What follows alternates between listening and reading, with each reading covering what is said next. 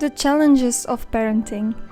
Jolene's journey with autism serves as a powerful reminder of the importance of passion and empathy. While some days weigh heavily on her, leaving her yearning for more assistance or a sense of community, her unwearying love for her children provides her with the strength to persevere.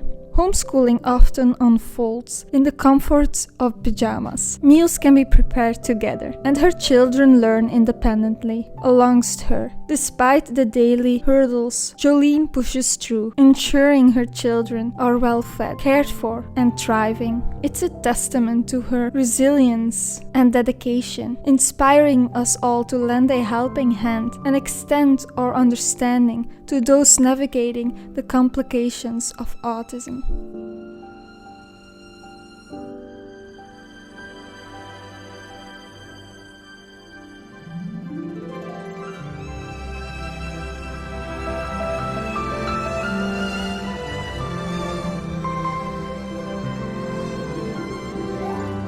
Hello and welcome to part 2 about executive dysfunction. I am Jolene Willowtree. I am an autistic mom of 3 autistic children. We homeschool. I am a creative therapist. And yes, let's talk about part 2. Ik was vergeten welk deel. Part 2. And today I feel mentally very good. I feel jolly, I feel playful, I want to dance, but the house is a mess, right? My daughter is sitting there. Vind je het ook niet? Het huis is een beetje rommelig, hè? Ja. The house is a mess. And I'm not shy about it. Like, I'm not going to hide it away because for me, my YouTube channel is all about being authentic and showing the truth. This is why I also talk about executive dysfunction, and I want to be real. The last video in part 1, I shared about an appointment that I had, and I'm going to show you some images of when I came from the appointment. So yeah. Today I have an appointment to someone that is interested in my creative therapy. So a potential client. We did it. I did go to the appointment and I really had to push myself today. And also I was very, very nervous because every human interaction, new human interaction is always nerve-wracking to me. But it went well.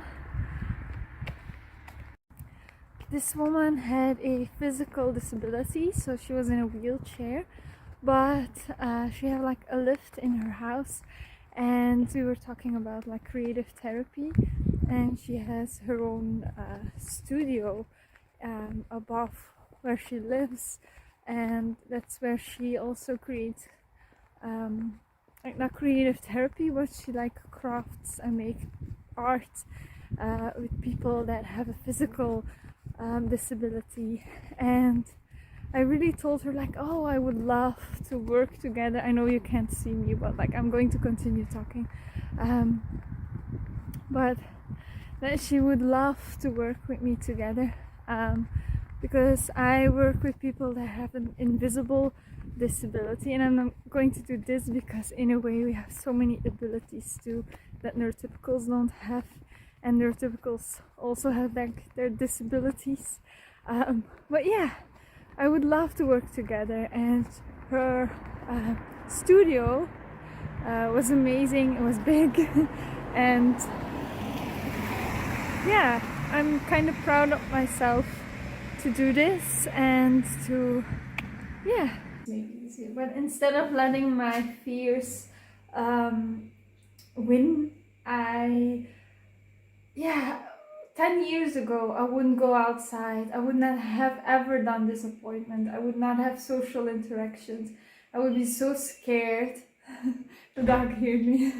But I would be so scared. So this is an overwinning itself, and I'm getting more social and social, better and better. I have 3 friends I have 3 friends, so I am very proud, and yeah, it's an accomplishment because when I did go to school, I was very social, but I did go to special education, and everyone there was neurodiverse, so it wasn't that hard.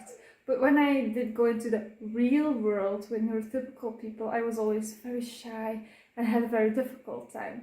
So afterwards, I really, after a lot of traumatizing experiences, I lived like a hermit. Like, I really was bullied away from my job, and it was very traumatic for me. I have to move, it's with a sensor.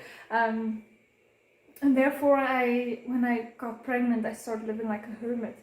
But starting homeschooling helped me to seek out social interactions, and I would never have done that when it didn't was for homeschooling, because I wanted my kids to have friends and social interactions, even though they didn't go to school. So they helped me. They were my angels that helped me by helping them, and that's amazing.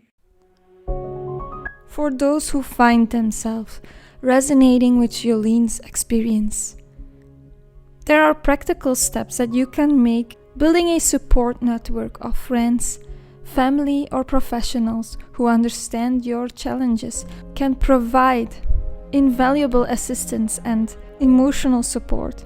Additionally, utilizing visual aids and organizing tools for your daily tasks can help streamline routines and elevate some of the burdens of executive dysfunction. Remember, you're not alone, and seeking out resources and support can empower you to navigate the complications that autism can bring. To caregivers supporting individuals with autism, your role is invaluable in providing understanding and assistance.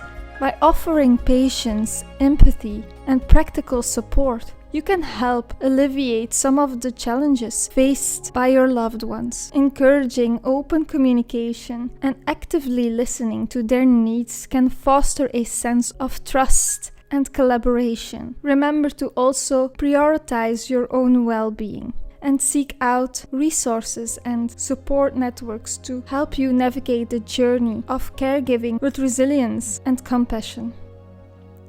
Persistently pushing through and completing tasks, even during challenging times, can lead to serious consequences for mental health. Constantly ignoring the body's needs and boundaries can result into burnout, depression, or other mental health issues. It's important to understand these challenges are not due to laziness, but rather a result of a disability. It's crucial that we recognize this reality and provide support to those facing it.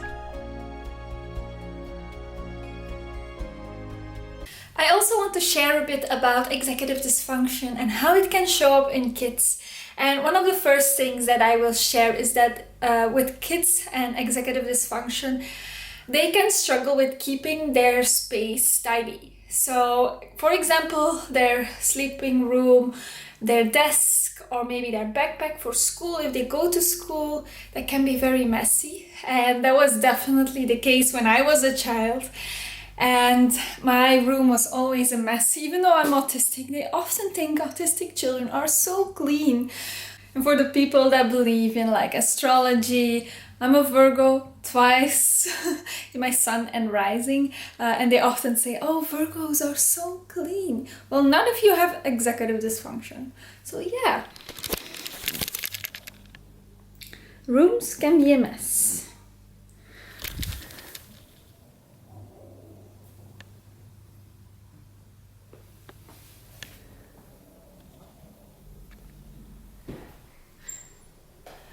Another one can be poor time management. Some children and adults can have difficulty sticking to plans or following structures. Oh, this is a difficult word for me. Structures.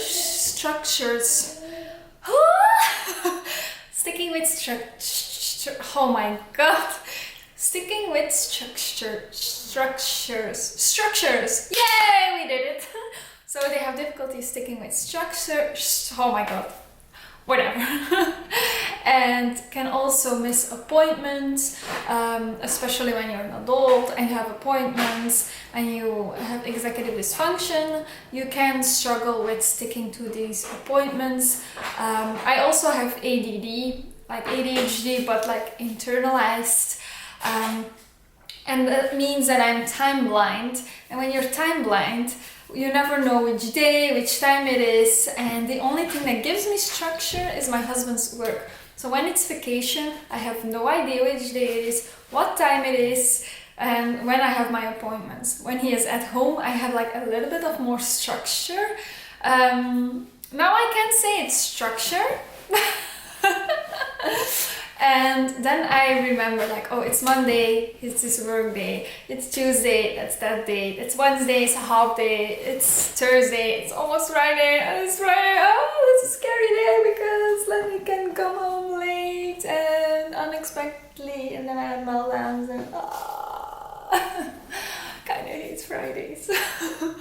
But yeah, you get what I mean. And that can also result with children being late for school or having no idea what time it is, having trouble with the structure that you have created in the house. So yeah.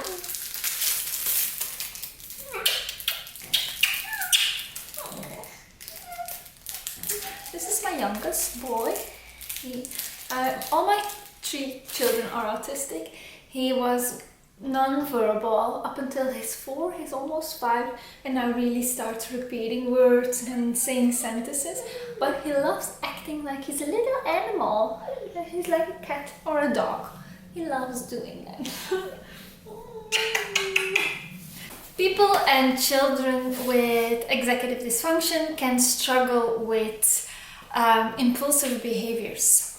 So they can be very impulsive, like in the classroom, for example. They can have difficulty with waiting their turn and then answer without waiting or putting their hands up. I don't really see that in my children because they are homeschooled and they can follow their impulses mostly because they are very free. So when you're free in your life, it isn't really a problem. But I can relate to it. As an adult, I once wanted pigs. And even though you do a bunch of research, just like we do as autistic people, I ignore the negative parts and just buy 2 pigs. Or I can be very impulsive with money. I can really buy anything that I think I need. I really like to collect clothing. I like to collect things for paint. I have so many interests that I like to collect all of these things for all of my interests, which is a problem. And I can be very impulsive with that, like, oh, I need this dress, buy it. Or like, for example, my father was also autistic, undiagnosed, but I know he was. He was very impulsive. Like his son one day brought a bunny in a box home, or like he brought 50, I think, if it wasn't 80, 50 pine trees, blue pine trees, and their garden was as big or maybe smaller than our living room. But I would loved it because like I would find a way to plant them and like create a forest, like maybe buy a piece of farmland if we could afford it or something. Like I would figure it out, or maybe sell them, and yeah, I would have figured it out. I would have loved it. But my father was having probably executive dysfunction too. It was very impulsive. He just acted without thinking before. I remember that his father also told me that he isn't scared of heights, but scared of depth, just like I am. So he climbed up the roof, but then when he looked down, his fear popped in, and then he fainted on the roof, which is super dangerous. But those were things that he did. When I was a child, he did put me, like they had like a pond where he lived, and he put me on a little rubber boat on a pond. And I don't know if I was scared, but I was a scared child. I was scared of going on a slide. I was scared of going like a staircase this high. Like just when you step on like when you sometimes have like a step up before you step into another room. Like here, I was scared of it. I was scared of walking on the street.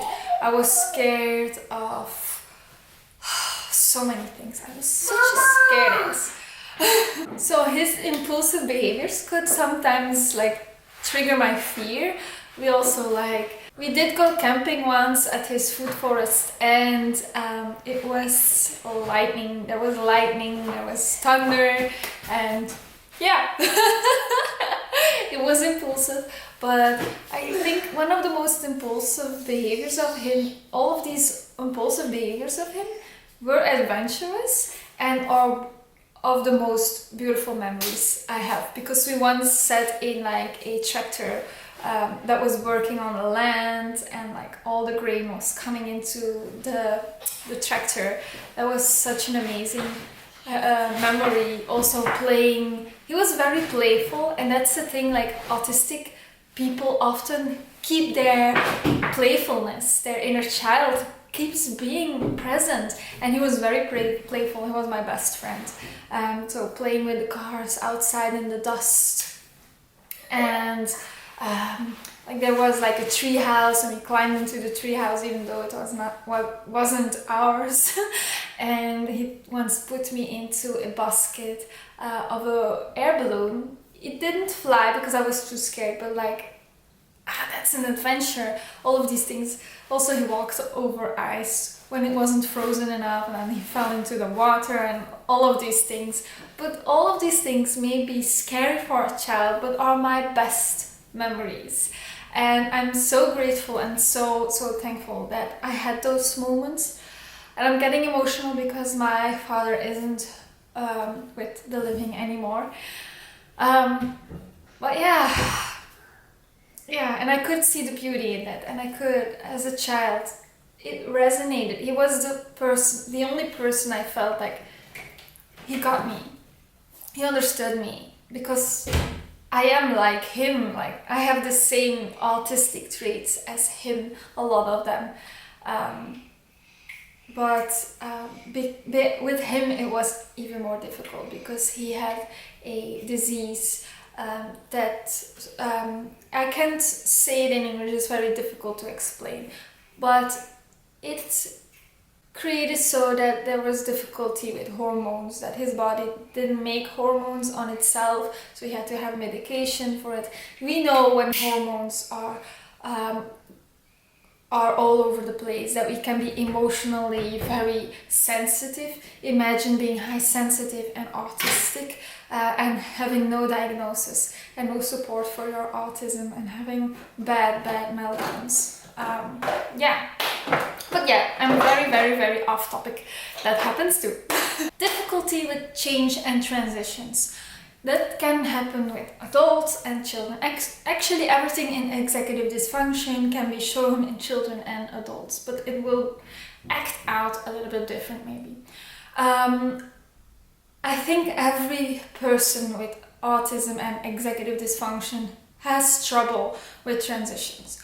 For example, transitioning from going from inside going outside can be very difficult. Transitioning from being in the bed, coming out of the bed, is very difficult. Transitioning from being dry to being wet when you're going to swim, or in the shower, going to the bathtub, can be difficult as well for adults as for children. But it can be difficult for children to be at school and then transition and coming back home, and that can cause meltdowns or shutdowns or difficult behaviors. For example, we my children don't go to school, so I cannot make examples for school situations, but they had like a friend over.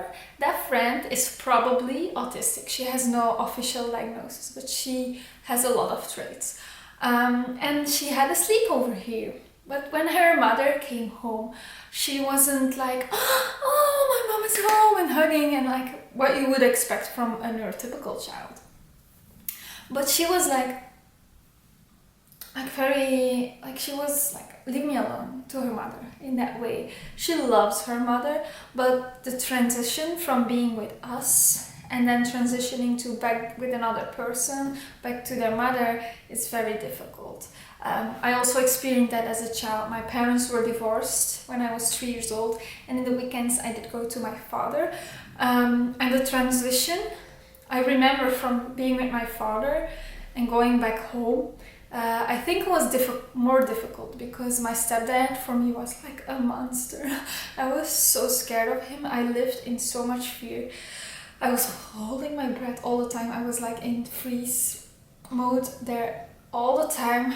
And when I was with my father, and then I could like relax more. I could like be myself more. I wasn't as scared.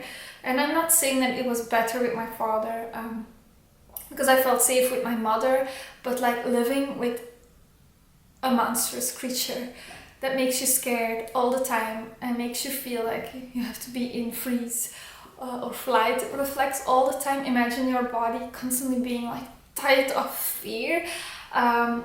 So the transition from being in a place where I felt safe to be myself with my father that was exactly like me, where I felt like I wasn't weird, where he was like my best friend.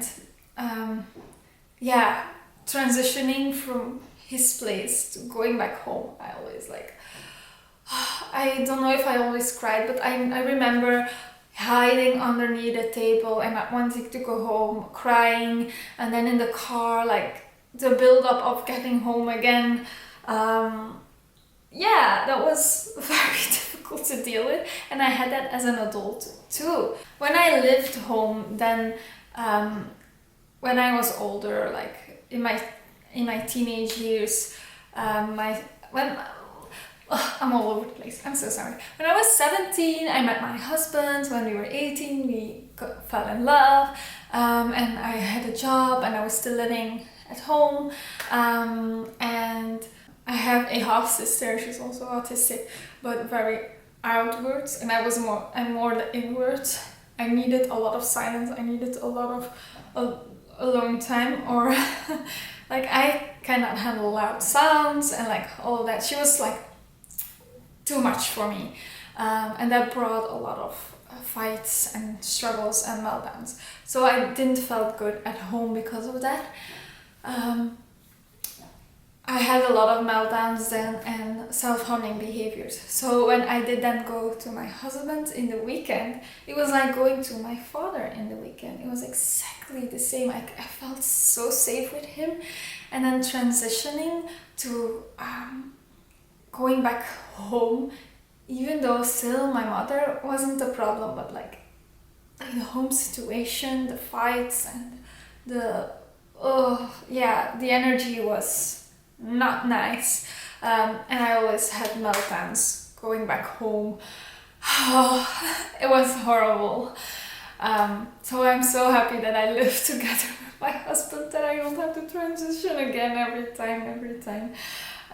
But yeah, transitioning can be very difficult also when plans change, as well for children as for adults with executive dysfunction. When plans suddenly change, they can have a meltdown or have very difficulty with it. So if you can keep your promise and keep coming to the appointment that you have made, then you will help them, because you want to like not... If you can make it so that your children or your partner or your friends have less meltdowns because you come to the appointments or keep your word, then it's worth it, because a meltdown can cause so much pain. Difficulty with poor memory. And when I say poor memory, oh my god, I just forgot what I was about to say. Like, oh my god. this shows it really good. Like, okay, what was I going to say? And then I have to like ask my brain, please help me remember what I was going to say. Poor memory. Short-term memory. They can have difficulty with short-term memory. I definitely have that. Like when my parent asks, can you bring a bottle of water and a piece of chocolate, for example? I would hear the bottle of water and be like, bottle of water, bottle of water, bottle of water, bottle of water, bottle of water. To help myself to remember, I didn't hear the chocolate anymore, and I would hear it and forget because I'm so in the zone and I zone out so easily. We can also have difficulty with regulating our emotions, so can be overwhelmed by anxiety or anger. And then also the social interactions can be difficult, following social cues or speaking at our time, waiting, like the impulses that can be there, the triggers, the emotions, it can be a lot. So executive dysfunction, as well in adults or in children, can cause a lot of stuff. And being understanding and caring and loving towards us is very important. As we learn more, problems become challenges and differences become unique viewpoints. In the world of executive dysfunction in autism, every obstacle is a chance to grow, every difficulty a way to think creatively, and every success a reason to celebrate. Let's work together for a world where everyone's differences are valued, because in those differences we find the real beauty of being human.